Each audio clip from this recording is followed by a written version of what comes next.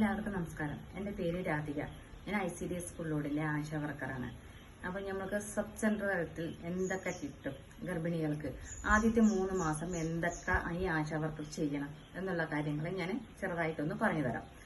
ആദ്യം നമ്മൾ ഗർഭിണിയാണ് എന്ന് അറിഞ്ഞ ഉടനെ നമ്മൾ സബ് സെൻറ്ററിൽ കൊണ്ടുവന്ന് 12 ആഴ്ചയ്ക്കുള്ളിൽ രജിസ്ട്രേഷൻ ചെയ്യിപ്പിക്കും. അതിനുശേഷം TD ഫസ്റ്റ് എടുപ്പിക്കും. അതിനുശേഷം അവർക്ക് അമ്മയും കുഞ്ഞും എന്നുള്ളൊരു ബുക്ക് ഉണ്ട്. അത് നമ്മൾ സബ് സെന്ററിൽ ആദ്യം തന്നെ വരുമ്പോൾ തന്നെ ആ ബുക്ക് കാര്യങ്ങളെല്ലാം കൊടുക്കും. ആ കുത്തിവയ്പ്പ് എടുക്കാൻ വരുമ്പോൾ നമുക്ക് ആ ബുക്ക് ആ ഗർഭിണികൾ കൊണ്ടുവരണം. പിന്നെ രണ്ടാമത്തെ TD എടുക്കുന്നത് ഒരു ഫസ്റ്റ് TD എടുത്ത് 1 മാസം കഴിഞ്ഞതിന് ശേഷം മാത്രമേ സെക്കൻഡ് TDയും എടുക്കുകയുള്ളൂ. പിന്നെ അതിനുശേഷം നമുക്ക് സബ് സെന്ററിൽ എന്തെല്ലാം കിട്ടും, ഒരു ഗർഭിണി വന്നു കഴിഞ്ഞാൽ അവർക്ക് ഹൈറ്റ് നോക്കാം, വെയിറ്റ് നോക്കാം, ഹീമോഗ്ലോബിൻ, അതുപോലെ ഷുഗർ എല്ലാം നോക്കുന്നുണ്ട്. ഇതെല്ലാം ഫ്രീ ആണ്, മെഡിസിൻ ഫ്രീ ആണ്.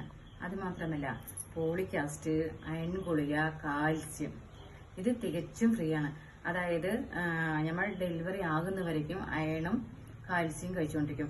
ഇപ്പൊ നിങ്ങൾക്ക് ഈ മരുന്ന് കഴിഞ്ഞാലും ഒരു 2 ദിവസത്തേക്കേ ഉള്ളൂ മരുന്ന്, അല്ല ഞങ്ങൾ കഴിഞ്ഞു പോയി, ഞങ്ങൾ എന്ത് ചെയ്യും, ഇന്ന ദിവസം ഞങ്ങൾ കിട്ടുള്ളൂ എന്ന് പറയുകയാണെങ്കിൽ അടുത്തുള്ള ആശാ വർക്കറുമായി ബന്ധപ്പെട്ട് കഴിഞ്ഞാൽ അവരെ മരുന്ന് നിങ്ങളുടെ കയ്യിലെത്തിക്കുന്നതായിരിക്കും. ഇതിൽ കൂടുതൽ നിങ്ങൾക്ക് എന്തെങ്കിലും കാര്യങ്ങൾ അറിയാനുണ്ടെങ്കിൽ നിങ്ങളുടെ തൊട്ടടുത്തുള്ള ആശാ വർക്കറുമായിട്ട് ബന്ധപ്പെടുക. നന്ദി.